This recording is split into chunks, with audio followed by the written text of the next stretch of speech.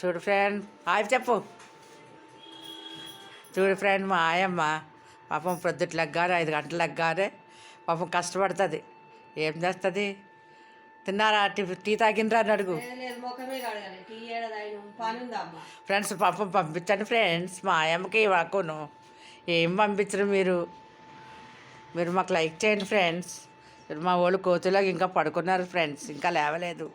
ముగ్గురు త్రిమూర్తులు friends. Night అసలు నిద్ర లేదు ఫ్రెండ్స్. పిల్లలకి ఎంత కష్టపడతారు చూడు ఫ్రెండ్స్, ఎట్లా ఉన్నారు ముగ్గురు త్రిమూర్తులు.